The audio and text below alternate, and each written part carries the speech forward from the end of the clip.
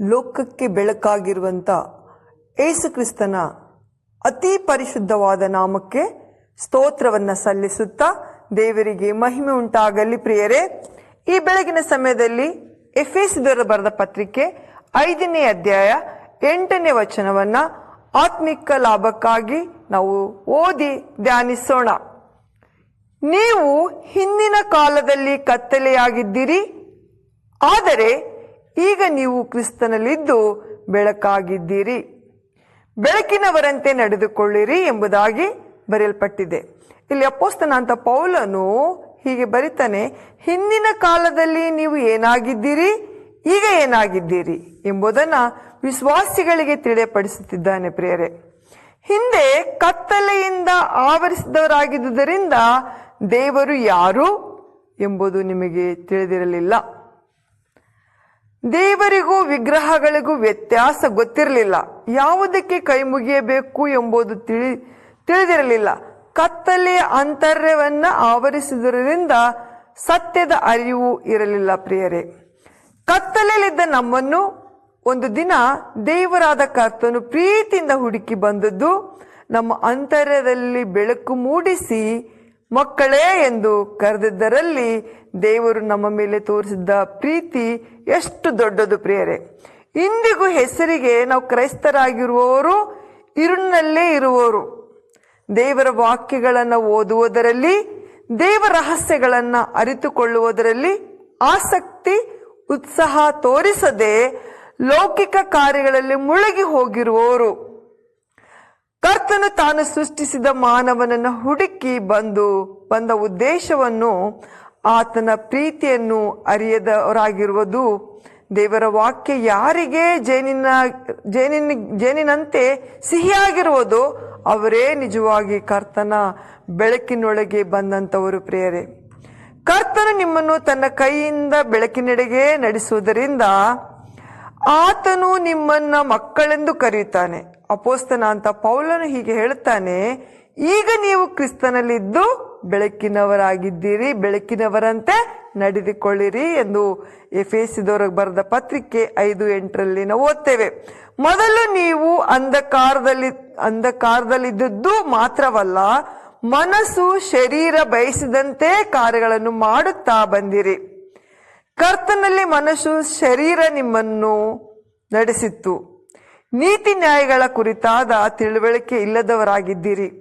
ಹೌದು ಪ್ರಿಯರೇ, ಮನಸಾಕ್ಷಿ ನುಡಿದಂತೆ ನಡೆಯಬೇಕೆಂಬ ಅರಿವಿಲ್ಲದವರಾಗಿದ್ದೀರಿ.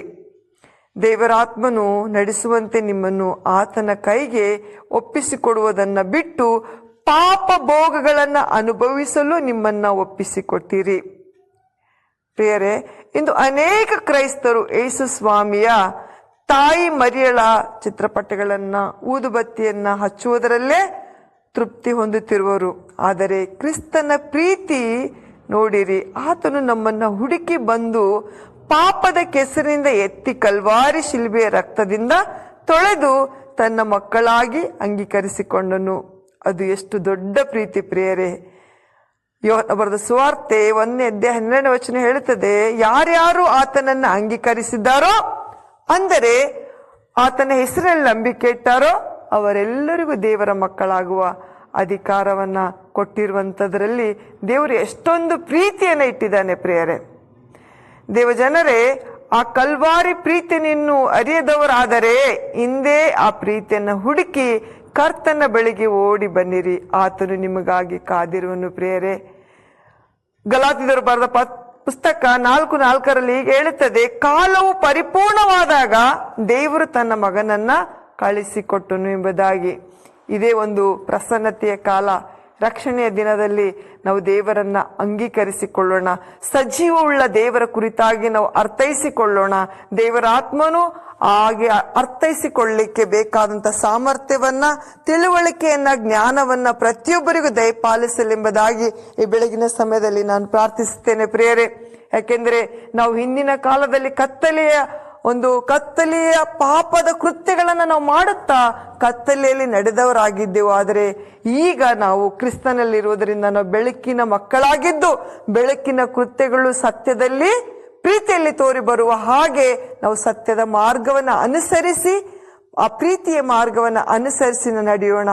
ಯಾವುದೇ ಕಾರಣಕ್ಕೂ ಕತ್ತಲೆಯು ಅದು ಸೈತಾನನಿಗೆ ಅದು ಸಾರೂಪ್ಯವಾಗಿದೆ. ಸೈತಾನನ ಎಲ್ಲ ಕುತಂತ್ರಗಳು ಅಂದ್ರೆ ಅಂಧಕಾರದ ಕಾರ್ಯಗಳು, ದೇವರು ಇಷ್ಟಪಡದೇ ಇರುವಂತ ಕತ್ತಲೆಯ ಕಾರ್ಯಗಳು ಅವು ಸೈತಾನನಿಂದ ಬರುವಂತದ್ದಾಗಿದೆ. ಆದ್ದರಿಂದ ಯೇಸು ಕ್ರಿಸ್ತನು ಆತನು ಬೆಳಕಾಗಿರೋದ್ರಿಂದ ಕತ್ತಲು ಬೆಳಕು ಕತ್ತಲನ್ನ ಓಡಿಸುವಂತದ್ದಾಗಿದೆ. ಆದ್ದರಿಂದ ದೇವರು ತಾನೇ ಈ ವಾಕ್ಯದ ಮೂಲಕ ನಮ್ಮೆಲ್ಲರನ್ನ ಆಶೀರ್ವಾದ ಮಾಡಲಿ. ಸ್ವರವನ್ನ ಆಲಿಸುವಂತ ಪ್ರತಿಯೊಬ್ಬರು ಈ ಬೆಳಗಿನ ಸಮಯದಲ್ಲಿ ಪ್ರಾರ್ಥನೆಯಲ್ಲಿ ನನ್ನೊಟ್ಟಿಗೆ ನಮ್ಮ ಕಣ್ಣುಗಳನ್ನ ಮುಚ್ಚಿ, ದೇವರೇ, ಹಿಂದಿನ ಕಾಲದಲ್ಲಿ ನಾವು ಕತ್ತಲೆಯಲ್ಲಿ ನಡೆಯುವರಾಗಿದ್ದೆವು, ಕತ್ತಲೆಯ ಕೃತ್ಯಗಳನ್ನೇ ನಾವು ಮಾಡುತ್ತಾ ಇದ್ದೆವು. ಆದರೆ ಇಂದು ನಾವು ಬೆಳಕಿನ ಮಕ್ಕಳಾಗಿದ್ದು, ಕ್ರಿಸ್ತ ಯೇಸುವಿನ ರಕ್ತದಲ್ಲಿ ತೊಳೆಯಲ್ಪಟ್ಟವರಾಗಿದ್ದು, ಸತ್ಯದಲ್ಲಿ ನಡೆಯುವ ಹಾಗೆ ನಮಗೆ ಸಹಾಯ ಮಾಡು ಎಂಬುದಾಗಿ ನಾವು ಪ್ರಾರ್ಥನೆ ಮಾಡೋಣ. ನಮ್ಮನ್ನು ಪ್ರೀತಿಸುವಂತ ಪರಲೋಕದ ತಂದೆಯಾದ ದೇವರೇ, ನಿಮ್ಮ ಪರಿಶುದ್ಧವಾದ ನಾಮಕ್ಕೆ ಸ್ತೋತ್ರವನ್ನ ಸಲ್ಲಿಸ್ತೇವಪ್ಪ. ಈ ಬೆಳಗಿನ ಸಮಯದಲ್ಲಿ ಕರ್ತನೆ ಅಪ್ಪ, ಆತ್ಮಿಕವಾಗಿ ಕರ್ತನೆ ಅಪ್ಪ, ನಿನ್ನ ವಾಕ್ಯದ ಮೂಲಕವಾಗಿ ನಮ್ಮೊಟ್ಟಿಗೆ ಮಾತನಾಡಿದ್ರೆ ಅದಕ್ಕಾಗಿ ಸ್ತೋತ್ರ. ಕತ್ತಲೆಯ ಕೃತ್ಯಗಳನ್ನು ನಾವು ಮಾಡದ ಹಾಗೆ, ಕತ್ತಲೆಯಲ್ಲಿ ನಡೆಯದ ಹಾಗೆ ಪ್ರತಿಯೊಂದು ಮಕ್ಕಳು ಬೆಳಕಿನ ಮಕ್ಕಳಾಗಿದ್ದು ಆ ಬೆಳಕಿನ ಮಾರ್ಗದಲ್ಲಿ ನಡೆಯುವ ಹಾಗೆ ಕೃಪೆಯನ್ನು ಅನುಗ್ರಹಿಸಿ ಆಶೀರ್ವಾದ ಮಾಡಿರಿ.